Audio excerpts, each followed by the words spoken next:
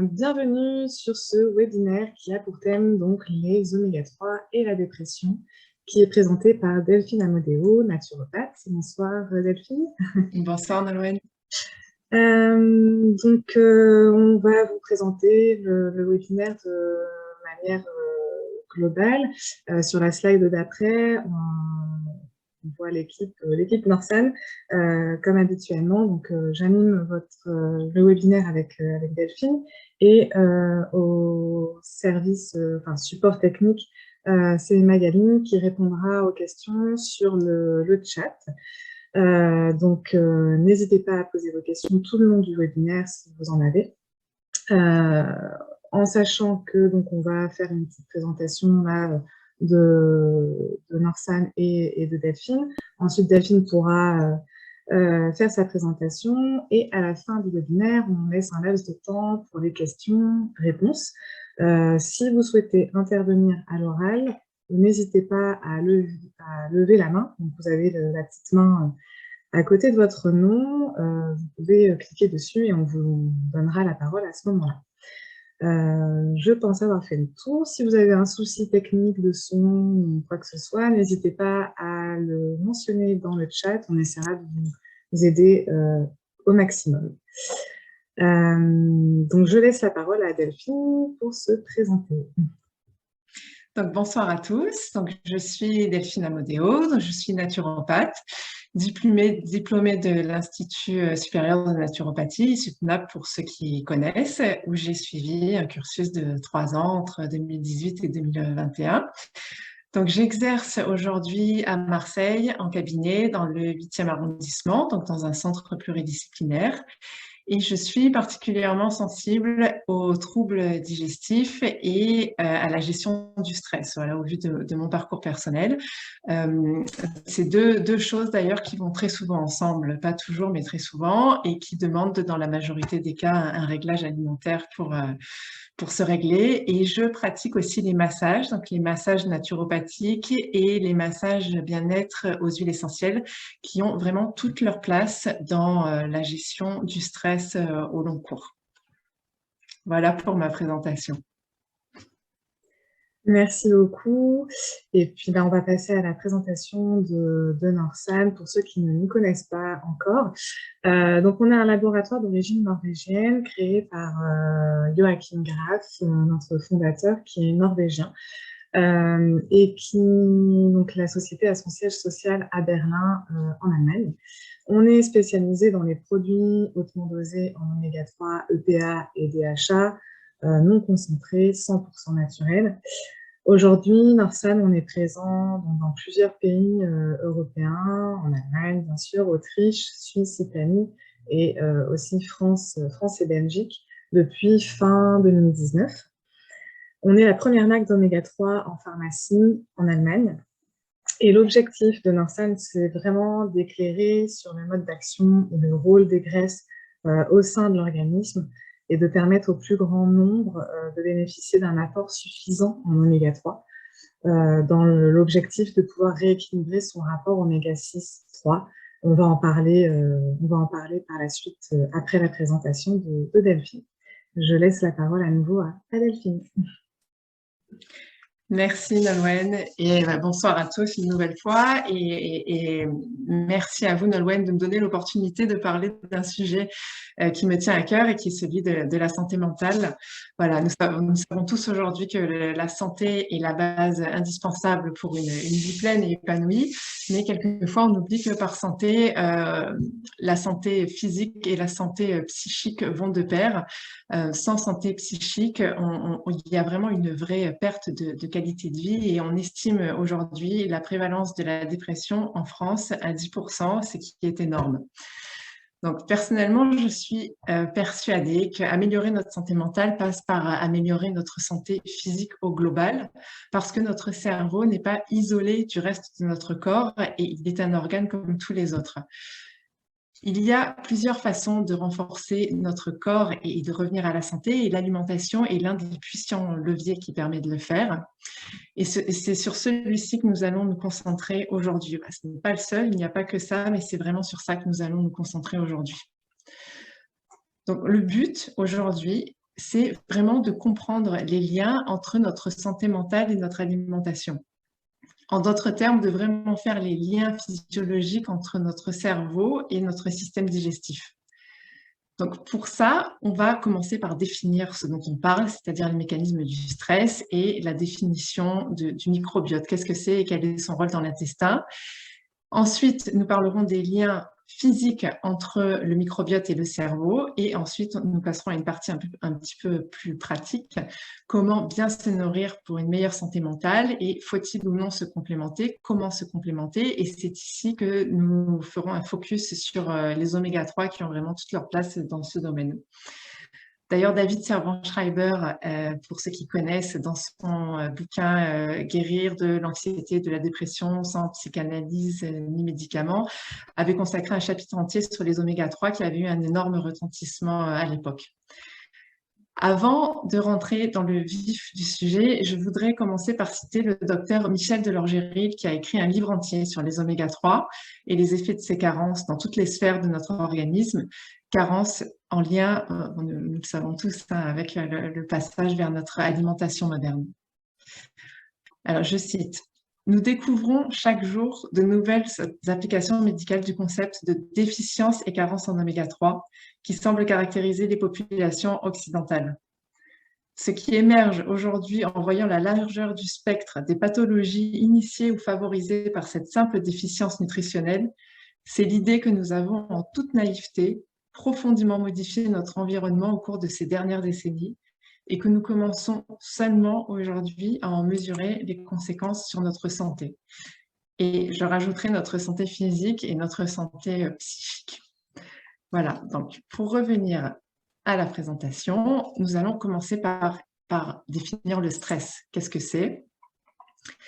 Donc, le stress, quel que soit l'événement stressant, que ce soit un événement physique ou extérieur, c'est la même chose, notre organisme réagit de la même façon.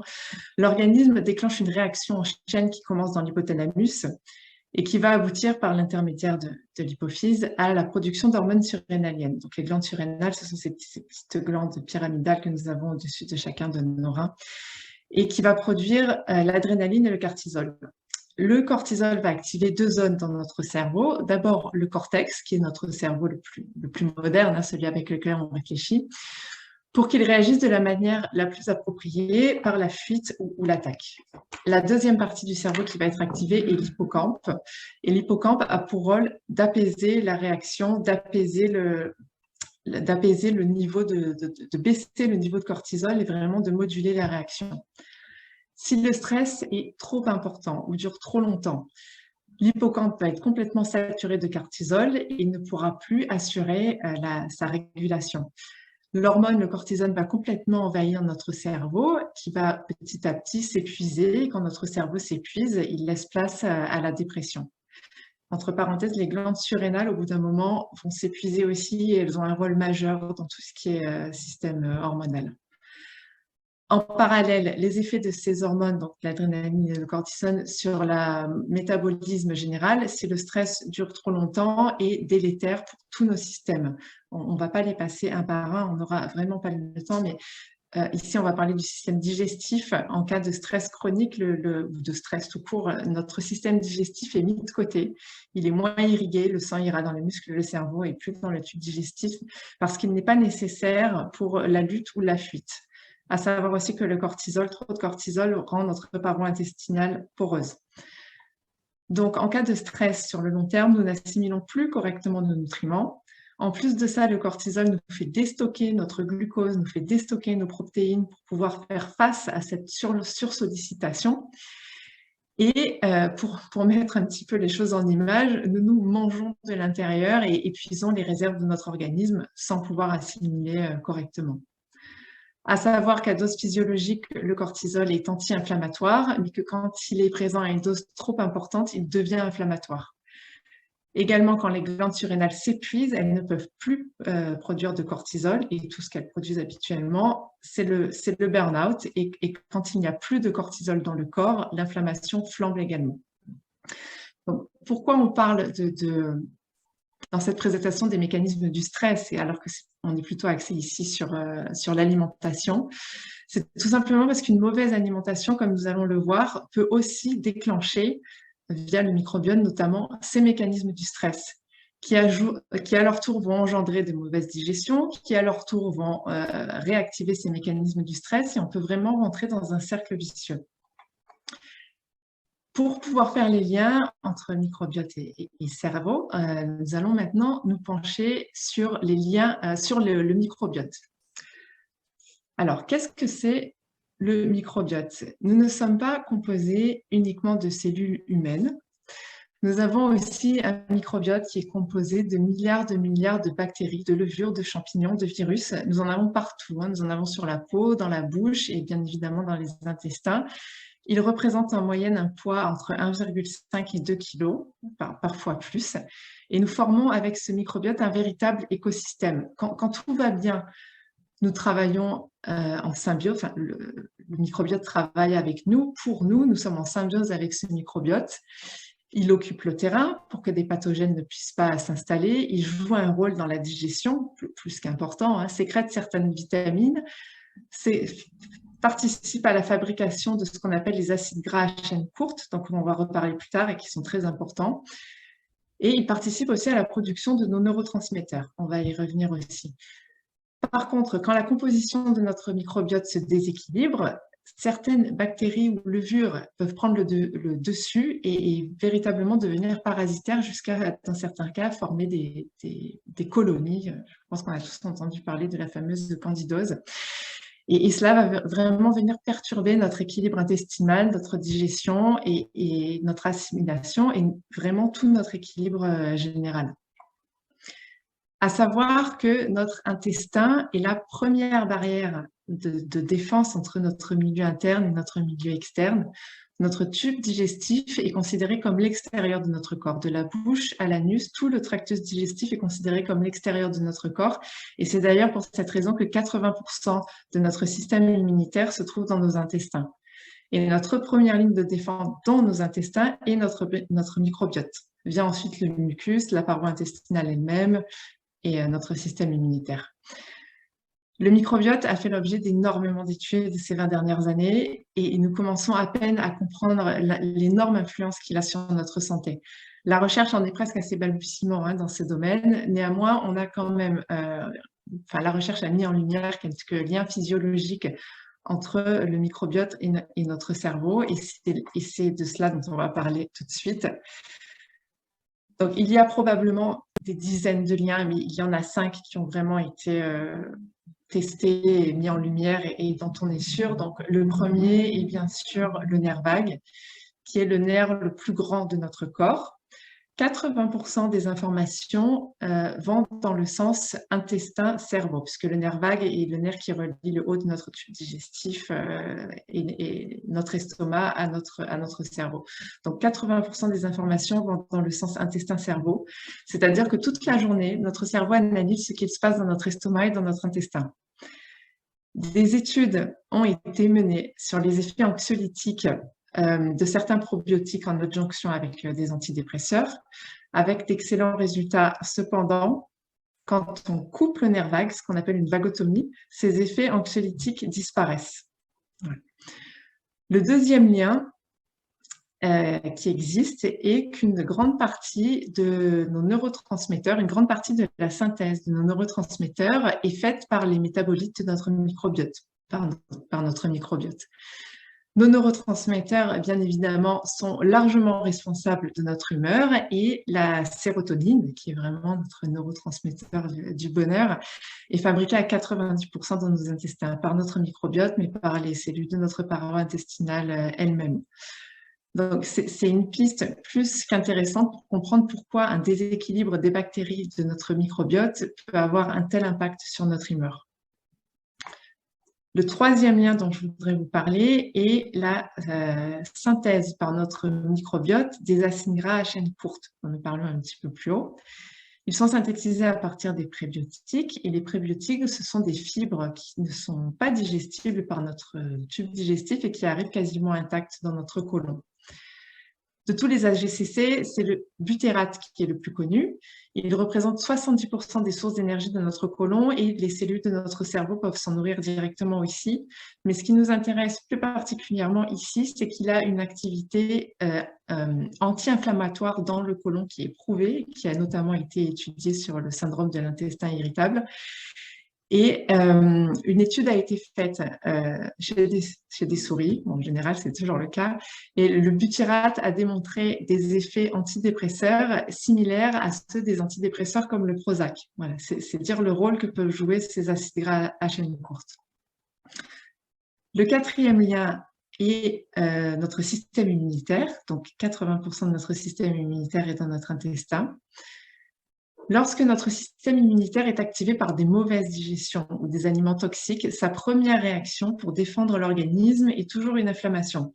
Ensuite, selon les cas, il passe à des mécanismes un peu plus précis, mais sa première réaction générale, c'est une inflammation. Le lien entre l'inflammation et la dépression est aujourd'hui plus que prouvé, il est largement étudié, on va y revenir en fin de présentation évidemment, et il est même étudié sous une nouvelle branche qui s'appelle immunopsychiatrie et qui étudie vraiment les liens entre le psychique et le système immunitaire. La dernière chose dont je voudrais vous parler est le lien entre le microbiote et notre barrière hémato-encéphalique. Donc, notre cerveau est protégé par cette barrière qui, normalement, ne laisse rien entrer de ce qui ne devrait pas.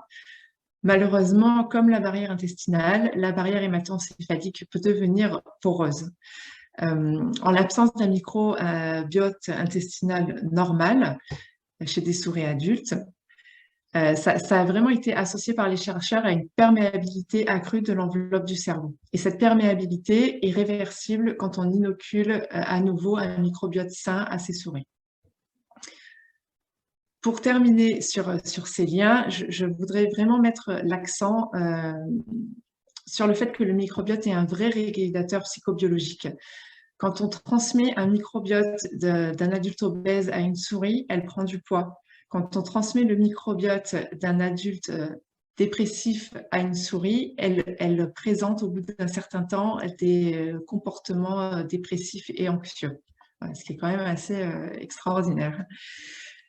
Alors, nous en avons terminé avec la partie physiologique et définition. On va maintenant passer à une partie plus pratique qui est elle-même divisée en deux parties. Comment prendre soin de son microbiote et ensuite nous parlerons des compléments. Donc, qu'est-ce qui endommage notre microbiote? Je ne vais rien vous révéler d'extraordinaire. La première chose à faire est vraiment d'éviter l'alimentation transformée, industrielle, pleine de sucre rapide et de graisses saturées. Une mauvaise mastication, des livres entiers ont été écrits sur la mastication, c'est vraiment important, c'est vraiment le début d'une digestion réussie. Un manque de fibres, le stress, croûte de cortisol, une insuffisance gastrique, c'est-à-dire une hypochloridrie, évidemment des médicaments de toutes sortes et il y a aussi une composante génétique. Ça ne fait pas tout, mais ça peut quand même jouer. Et l'alcool et le tabac sont aussi vraiment délétères pour notre microbiote. Alors, comme on vient d'en parler, la première chose est vraiment d'éviter tous ces aliments transformés industriels. Hein, c'est vraiment la base. Ces produits contiennent énormément d'additifs. Ils sont pour la plupart chauffés, colorés, texturés, désodorisés, sucrés, salés, remplis de graisses saturées, inflammatoires, toxiques.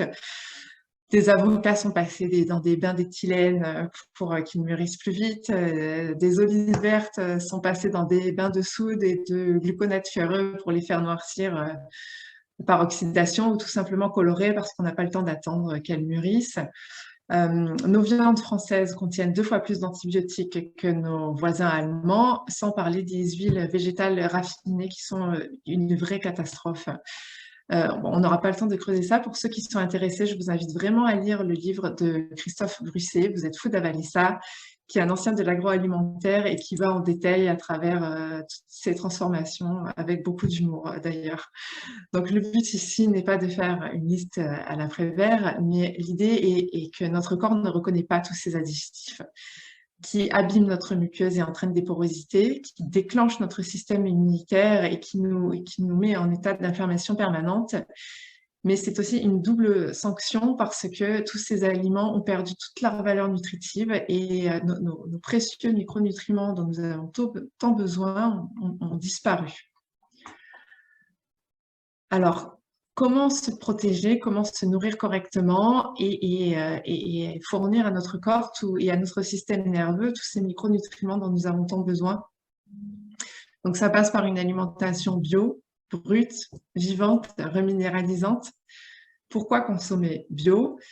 Ce n'est pas un luxe pour les bobos parisiens. Vraiment, l'agriculture conventionnelle est faite sur des sols morts qui sont trop labourés, plein de produits chimiques. Et les aliments qui poussent sur ces terres sont à leur image, c'est-à-dire extrêmement pauvres en minéraux et autres micronutriments et plein de toxiques.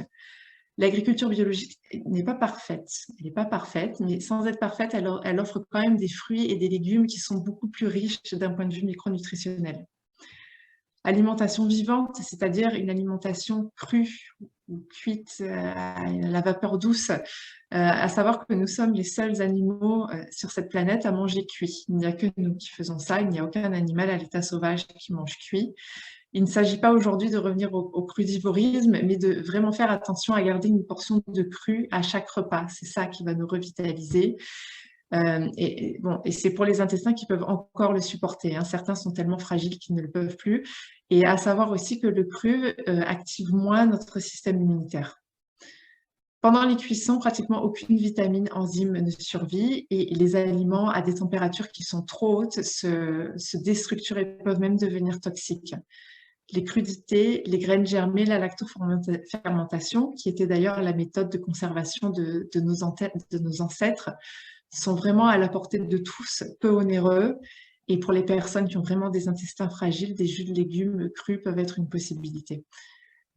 Des glucides de qualité, et c'est ici qu'on va aborder très rapidement la question du gluten, à savoir qu'un essai a été fait sur le gluten et une exposition au gluten augmente les ressentis dépressifs à court terme chez certaines personnes, même sans manifestation digestive. Donc pour les personnes qui sont anxieuses, dépressives, c'est toujours bien de leur proposer, au moins pendant un certain temps, de ralentir sur le gluten et de voir si une amélioration peut en ressortir. Pour les glucides, c'est bien d'aller vers des glucides digestes, de qualité pour faciliter les digestions. Je pense à la patate douce, le sarrasin, le millet, le quinoa, la pomme de terre. Les lipides, comme on en a parlé un petit peu plus haut, les huiles raffinées sont à proscrire totalement. D'habitude, je ne suis jamais trop intransigeante sur un aliment ou un autre, gluten ou autre, mais pour les huiles raffinées, elles sont vraiment à proscrire. Privilégier l'huile d'olive pour la cuisson, l'huile de colza pour l'assaisonnement, qui contient tous les acides gras polyinsaturés dont nous manquons si cruellement dans notre alimentation moderne aujourd'hui. Et nous reviendrons plus tard, bien sûr, bien plus en détail sur les acides gras. Des protéines de qualité sont aussi extrêmement importantes puisqu'elles contiennent tous les acides aminés dont nous avons besoin pour construire nos neurotransmetteurs et c'est toujours bien de les consommer le matin pour que cette production puisse se faire.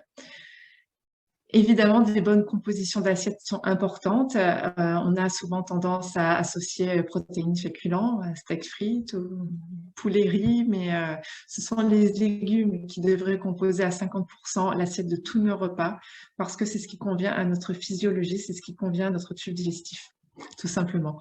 Les aromates sont à utiliser sans restriction. Ils sont une vraie source de vitamines, de minéraux, d'antioxydants et facilitent les digestions. Gardez à l'esprit qu'en résumé, tout ce qui est anti-inflammatoire, ce sont les végétaux qui sont riches en fibres, qui ne sont pas transformés et qui évidemment sont pauvres en sucre, qui ne contiennent pas même de sucre raffiné et de graisses saturées. Le jeûne peut aussi avoir des effets extraordinaires sur le microbiote et le psychisme. Un jeûne d'une semaine ou d'une journée ou un jeûne intermittent ou des monodiètes pour les personnes qui ne peuvent pas se le permettre. Nous n'avons vraiment pas le temps d'aborder ça ici, mais c'est vraiment aussi une piste intéressante. Alors, quel est le meilleur régime, la meilleure alimentation? Une étude de grande ampleur a été menée, une méta-analyse qui a regroupé 41 études. et qui a étudié plusieurs régimes pour leurs conséquences sur la santé mentale des participants. Donc, il y avait plein de régimes, hein, le régime cétogène, le régime anti-inflammatoire, je n'ai pas la liste en tête, mais de mémoire, il y avait bien une vingtaine de régimes différents. Le régime qui est arrivé en tête de liste est le régime méditerranéen. Voilà, rien de nouveau, hein, un régime qui existe depuis des millénaires. C'est un régime qui est riche en fruits, en légumes, en noix, en céréales complètes, en huile d'olive, qui accepte les poissons, mais aussi les volailles, les œufs, enfin, le fromage de chèvre. C'est vraiment un régime varié qui est riche en oméga 3, en fibres, en vitamines, en minéraux.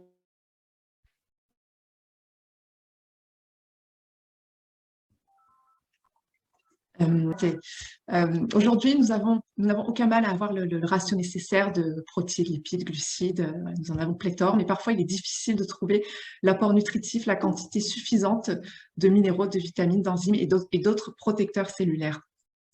Et c'est ici que la complémentation intervient et je pense qu'elle a toute sa place au vu de notre alimentation aujourd'hui. Nous allons nous focaliser ici sur les compléments qui peuvent nous aider à retrouver un équilibre au niveau de la flore intestinale. Nous ne pourrons pas tous les passer en revue. Et ensuite, on verra les compléments qui sont efficaces dans la dépression et l'anxiété et le stress. Pour remettre en état un intestin, bon, la première chose est l'alimentation, bien évidemment, hein, mais pour les compléments, 3 étapes doivent idéalement se suivre, mais ça va vraiment dépendre des personnes et des situations, bien évidemment. Mais très généralement, 3 étapes se suivent. La première est d'abord d'assainir l'intestin.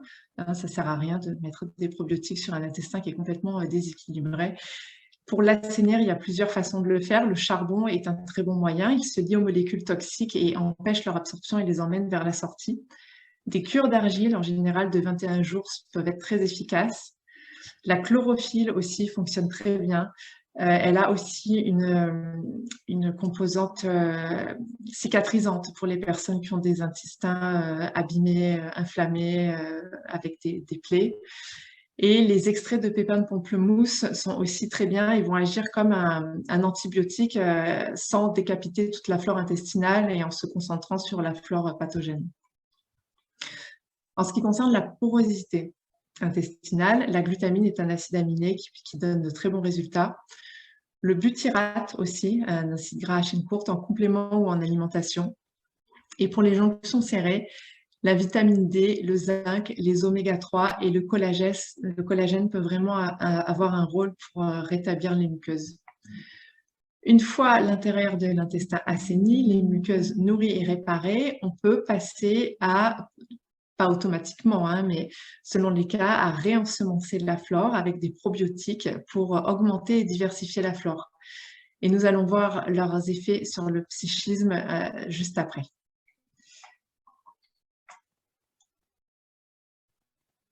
Alors, quels sont les compléments les plus efficaces dans les troubles psychiques, donc le stress, l'anxiété, la dépression?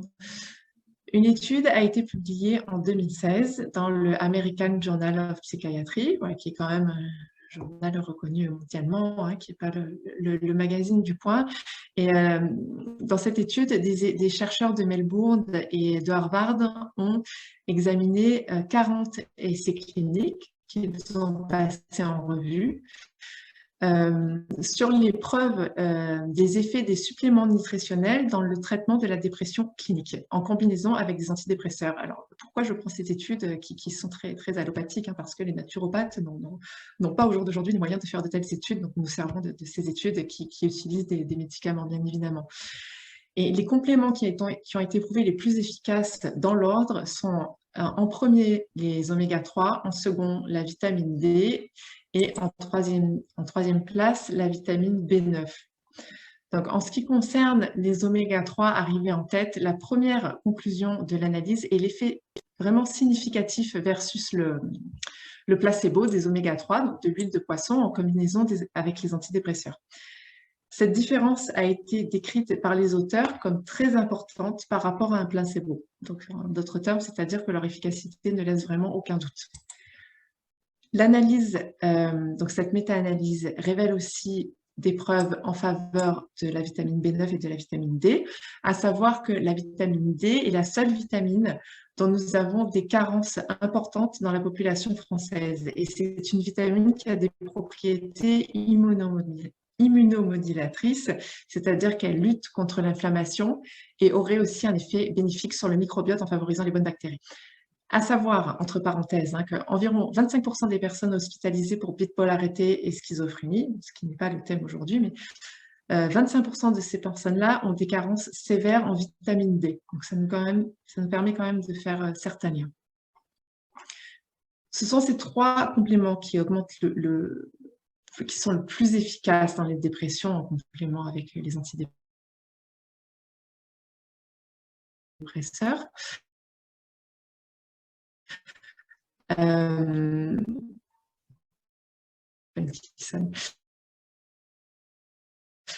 Ça ne veut pas dire que le reste n'est pas reminéralisant pour les personnes qui sont stressées, puisqu'à savoir que les personnes stressées perdent leurs minéraux. C'est ce qu'on appelle le plasma marin, l'eau de Quinton, qui est de l'eau de mer. Pour les personnes, pour vraiment revitaliser, reminéraliser une personne au long cours, c'est vraiment quelque chose qu'on peut donner en cure sur plusieurs mois et qui aura de très bons effets. Le curcuma aussi est un puissant anti-inflammatoire. Et le NAC, c'est-à-dire la N-acétylcystéine, est un acide aminé modifié qui va avoir des effets antioxydants qui vont conduire indirectement à augmenter le tryptophane et donc à améliorer les états dépressifs.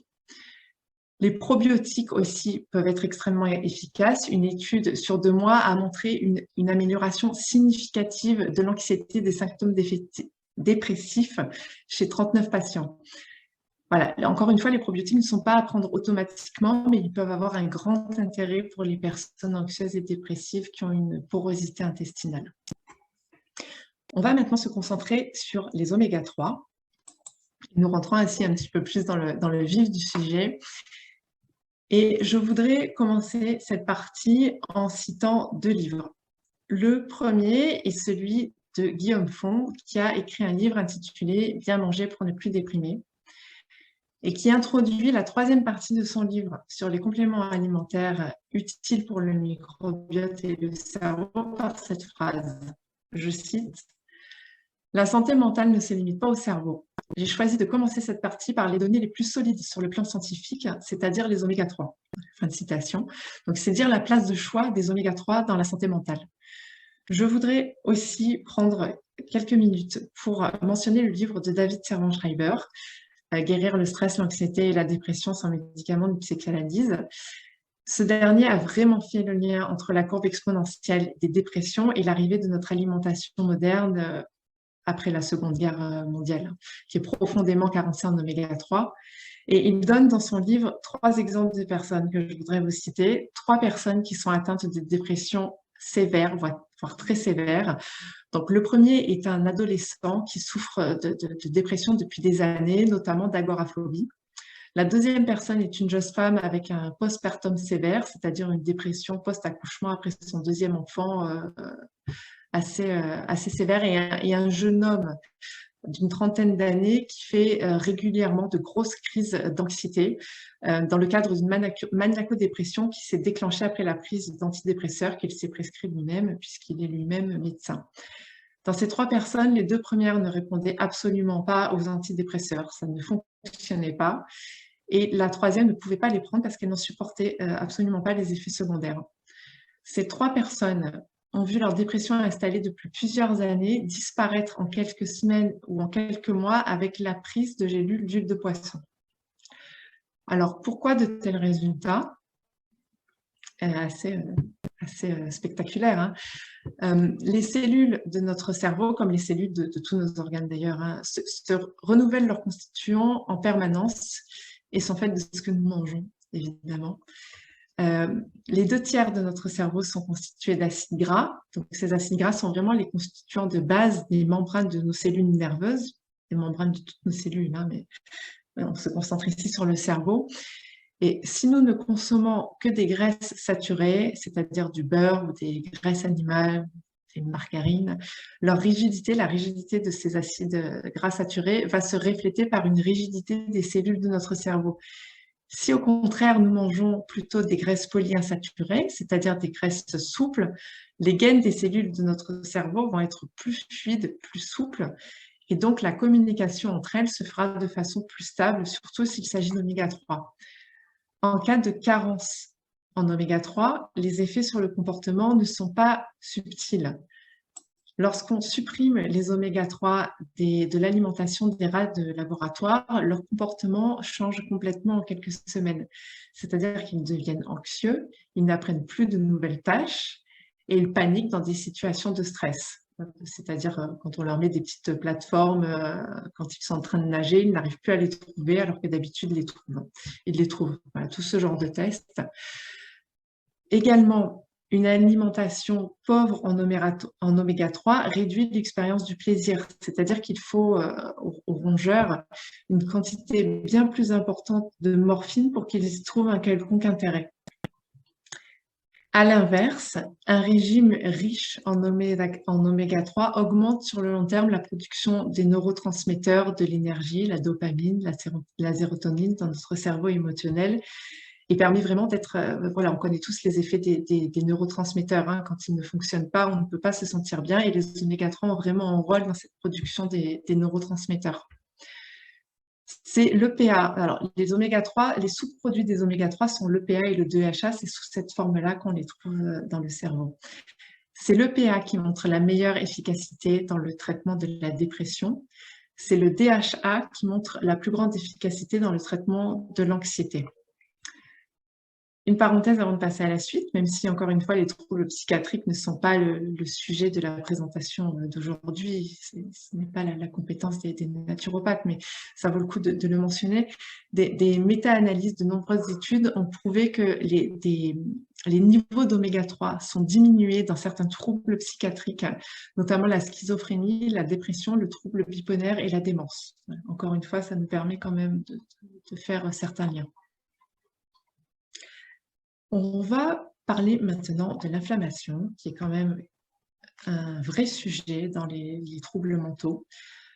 Nous avons vu au début de la présentation que 80% de notre système immunitaire se trouve dans notre intestin. Une mauvaise alimentation et un microbiote déséquilibré provoquent une inflammation, hein, qui est la première réaction du système immunitaire, comme nous l'avons vu. L'inflammation, bien évidemment, ne reste pas localisée juste... Ah, je vais passer à la slide d'après. Juste dans notre intestin, cette inflammation va se généraliser via la circulation sanguine et va toucher notre cerveau et va déclencher aussi une neuroinflammation, puisque notre cerveau n'est pas coupé du reste de notre corps. Le lien entre inflammation et santé mentale est vraiment aujourd'hui un enjeu en santé mentale qui a été clairement établi. Des recherches, je mentionne le livre de Guillaume Font encore une fois, mais des recherches cliniques récentes ont montré que de nombreux troubles mentaux sont associés à des niveaux plus élevés des marqueurs du stress oxydatif et de l'inflammation. L'inflammation chronique n'est pas qu'une question de psychiatrie et de santé mentale. Elle est constatée dans toutes les disciplines, que ce soit en rhumatologie, en cardiologie, en oncologie. C'est vraiment un vrai sujet qui touche tous les domaines. À savoir qu'un processus inflammatoire qui est déclenché par une mauvaise alimentation ou un stress chronique altère la barrière hémato-encéphalique au niveau du cerveau et ouvre la porte à des molécules pro-inflammatoires qui ne devraient pas rentrer en temps normal mais qui rentrent et qui favorisent l'apparition de symptômes de type dépressif. Une étude a été faite sur des souris encore, et pour faire le parallèle entre ces études et les êtres humains, les chercheurs ont étudié les cerveaux de 39 personnes dépressives, qui étaient dépressives, détestées, décédées, et on constatait que la protéine claudine, qu'on appelle la protéine claudine 5, peu importe, qui permet l'étanchéité de la barrière hémato-encéphalique, était 50% plus basse chez ces personnes-là que dans le groupe témoin. On sait également que l'inflammation altère les neurotransmetteurs du cerveau et que la présence de la sérotonine dans les synapses va être altérée en cas de neuroinflammation. Sans oméga 3, notre corps ne peut pas stopper les processus inflammatoires. Les sous-produits des oméga-3 que sont l'EPA et le DHA produisent des petites molécules dont la durée de vie est très courte, qu'on appelle les prostaglandines, et qui ont des propriétés anti-inflammatoires, à l'inverse des prostaglandines produites par les oméga-6 qui, elles, sont pro-inflammatoires. Une étude de l'impact des oméga-3 en adjonction avec les antidépresseurs a été menée sur des patients dépressifs et l'étude a nettement conclu que le marqueur de l'inflammation le marqueur de l'inflammation chez les patients qui répondaient le mieux étaient les patients qui avaient le marqueur inflammatoire le plus haut, c'est-à-dire que plus les personnes sont inflammées, plus la prise d'oméga-3 va être efficace pour atténuer ou faire disparaître les symptômes dépressifs. Toutes les dépressions ne sont pas dues à l'alimentation et à l'inflammation, mais pour les dépressions qui sont dues à l'inflammation, c'est vraiment pour ces personnes-là que les oméga-3 vont être le plus efficaces. Alors, comment les consommer? Je vais passer à la slide d'après. Voilà. Les oméga-3 sont des acides gras polyinsaturés essentiels. Essentiels, ça veut dire qu'on ne peut pas les synthétiser par nous-mêmes. Les oméga-3 sont les acides gras qui sont le plus répandus dans notre cerveau et d'où l'importance cruciale de les consommer quotidiennement parce qu'on ne peut pas les stocker. Le défi est qu'il est difficile d'avoir un apport en oméga-3 correct dans notre alimentation occidentale. Les graisses saturées, les oméga-3 sont pléthores, mais les oméga-3 sont de plus en plus rares, malheureusement. Alors, je ne vais pas entrer dans les détails dans quels aliments pouvons-nous trouver les oméga-3, puisque ces informations sont vraiment accessibles à tous et le temps tourne. Et voilà, je pense m'adresser à un public assez averti, mais je voudrais juste faire la différence entre les oméga-3 végétaux qu'on appelle les ALA et les oméga-3 d'origine animale, le PA et le DHA. Les ALA, les oméga-3 végétaux, sont essentiels, on ne peut pas les synthétiser. Les acides gras d'origine animale, EPA, DHA, qu'on trouve principalement dans les poissons froids, forme sous laquelle nous en avons besoin dans le cerveau, nous pouvons normalement les synthétiser. Encore faut-il avoir les enzymes qui permettent de le faire et selon les organismes, souvent, cette conversion ne se fait pas. Et on ne sait pas le taux de PA et DHA qui arrive au cerveau, d'où l'importance d'avoir une source d'oméga-3 animale. Augmenter sa consommation en oméga-3 est importante évidemment, mais ça ne suffit pas. Il faut aussi baisser notre consommation en oméga-6 pour en avoir les bénéfices. La raison, c'est que ces deux familles d'acides gras sont métabolisées par des enzymes communes auprès desquelles elles entrent en compétition. C'est-à-dire que s'il y a un apport excessif en oméga-6, on ne pourra pas synthétiser et métaboliser correctement nos oméga-3. Ce rapport aujourd'hui devrait être de 1 oméga-3 pour 4 ou 5 oméga-6. Aujourd'hui, en France, il est de 1 à 10. Et dans certaines régions, aux États-Unis, il est de 1 à 40. Voilà. Donc, il y a vraiment un effort à faire sur ce ratio-là. Augmenter seulement les oméga-3 ne suffit pas.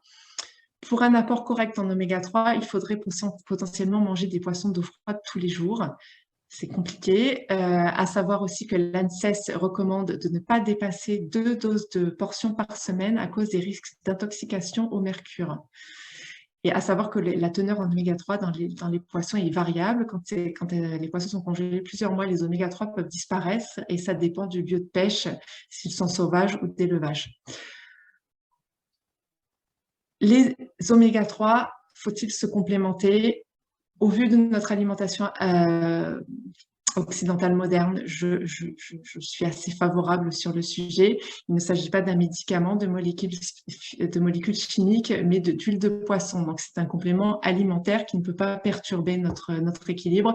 Et bien évidemment, ne pas les prendre sous forme synthétique et le moins trafiqué possible. Voilà. Alors, j'en ai terminé pour ma partie. On arrive à la fin de cette présentation sur le stress, l'anxiété et la dépression. J'ai un peu couru sur la fin parce que le temps tourne. Alors, je voudrais vraiment préciser que, bien évidemment, dans ce domaine, tout n'est pas causé par une mauvaise alimentation et une inflammation, même si une partie non négligeable l'est. Nous sommes parfois simplement soumis à des événements de vie inévitables qui peuvent provoquer ces états-là, mais gardons en tête que notre cerveau, comme tous les autres organes, dépend de notre alimentation et de notre santé au global.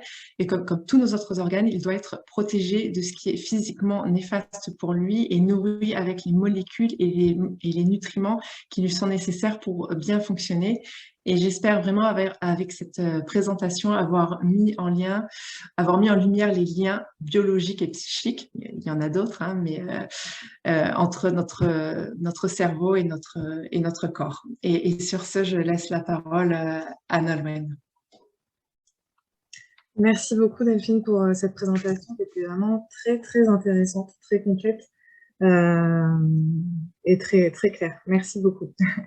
Donc les oméga-3 Norsan, on va faire un petit topo actuellement, l'état des oméga-3 en Europe, pour ceux qui n'ont pas déjà vu dans les précédents webinaires. Donc sur la slide d'après, on a deux cartes différentes. Donc la carte de droite qui illustre l'index oméga-3 ALA dans le monde, et la carte de gauche qui illustre les oméga-3 EPA et DHA, un index oméga-3 EPA et DHA.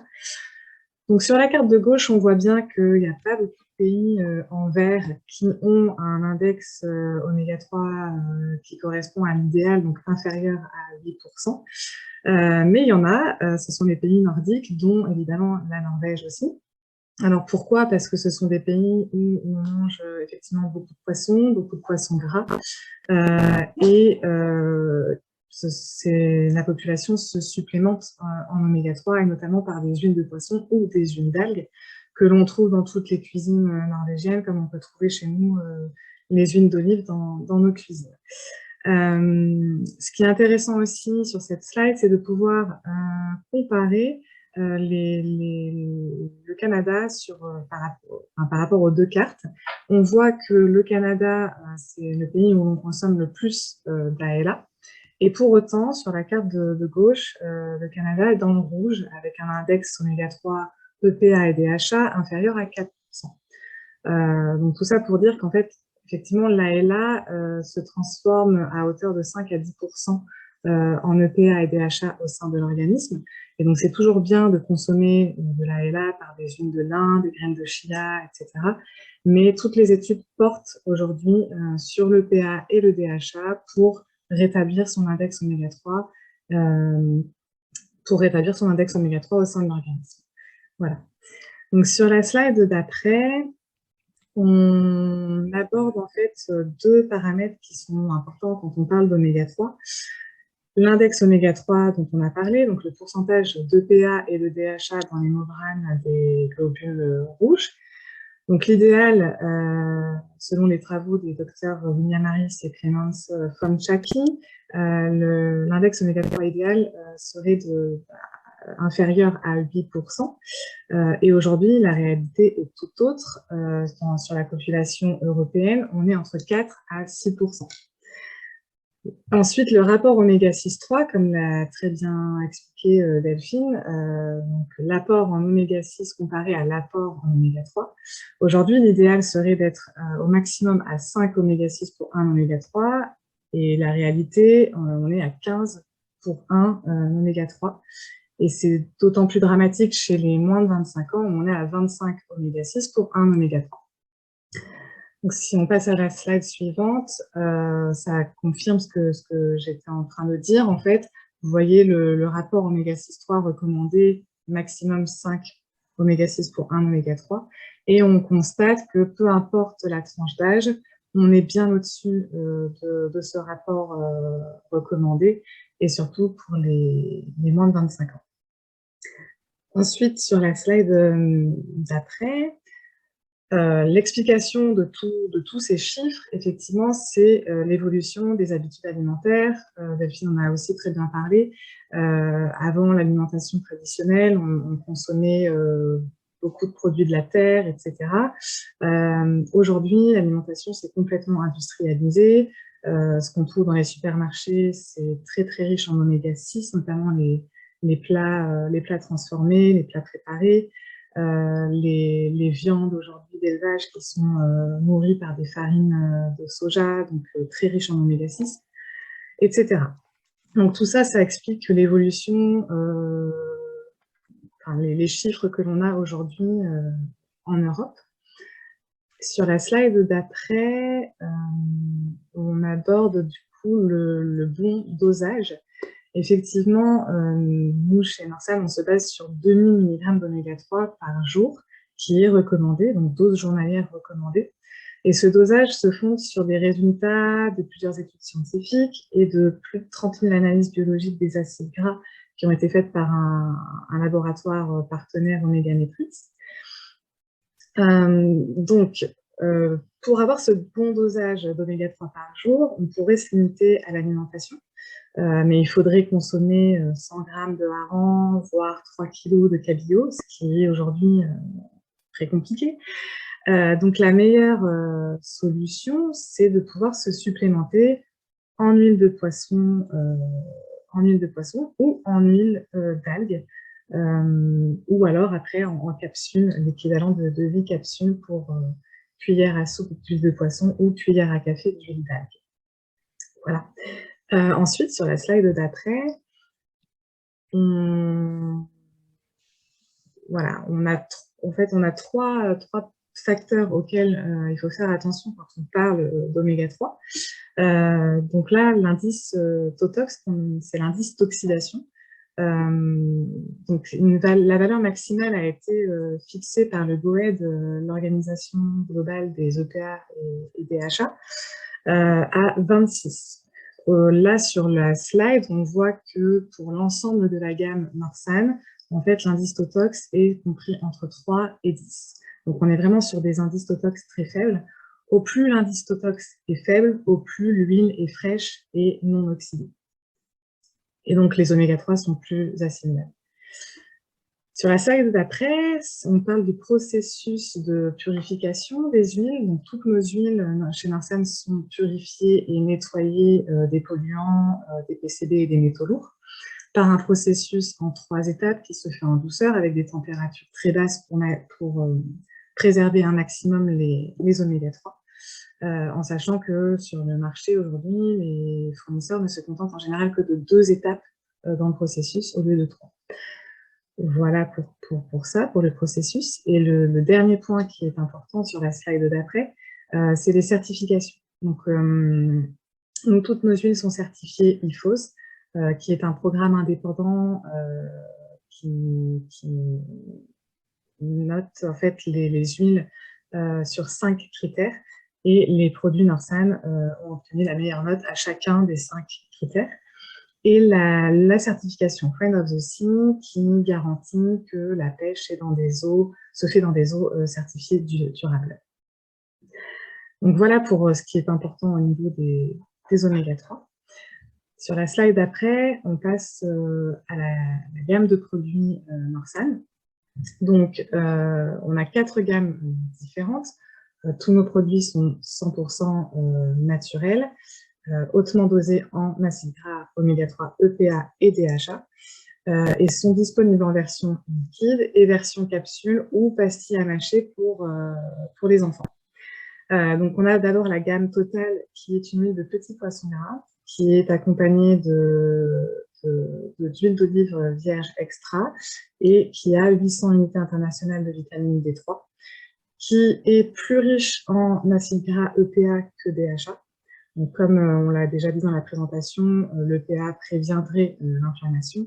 Et donc, au vu du rapport, enfin, du lien entre l'inflammation et la dépression, la gamme totale est une bonne solution dans ce cas-là, en sachant aussi que les acides gras oméga 3 EPA se transforment en DHA au sein de l'organisme si nécessaire.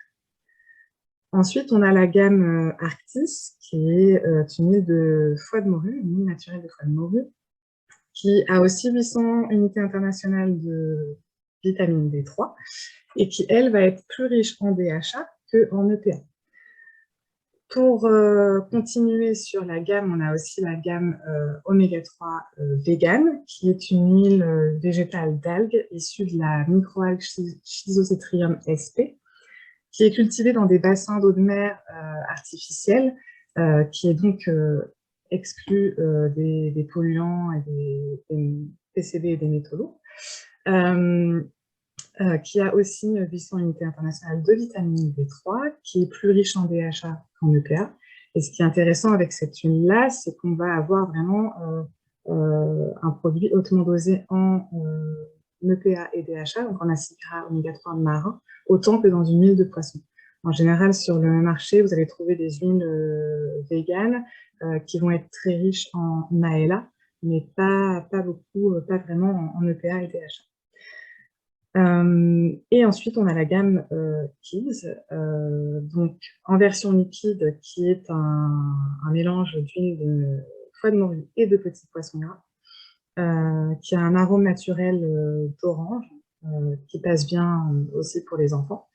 Et la version pastille à mâcher, c'est avec un arôme naturel de fraises et de citron. Et donc, ça passe assez bien pour les enfants. On est sur 2 pastilles par jour jusqu'à 3 ans, et à partir de 3 ans, sur 4 pastilles. Voilà pour la gamme Norsal. Donc, sur la slide d'après, je pense qu'on passe à l'analyse des acides gras. Nous sommes en train de travailler sur ce produit. Il va être prochainement disponible en France, on vous le promet. Donc c'est un autotest sanguin qui permet de mesurer son indice oméga 3, mais aussi le rapport oméga 6,3 et les graisses trans. Donc il suffit simplement de le faire soi-même, d'envoyer le test au laboratoire partenaire, et vous avez les résultats en ligne sous 7 à 10 jours. Donc, il va être très bientôt disponible. Voilà. Et donc, pour finir, sur la slide d'après, voilà, on passe aux questions. Si vous en avez, n'hésitez pas à poser vos questions donc, sur le chat, ou bien à intervenir à l'oral avec la petite main, comme j'ai expliqué au début de la présentation. Voilà, on vous écoute. N'hésitez pas.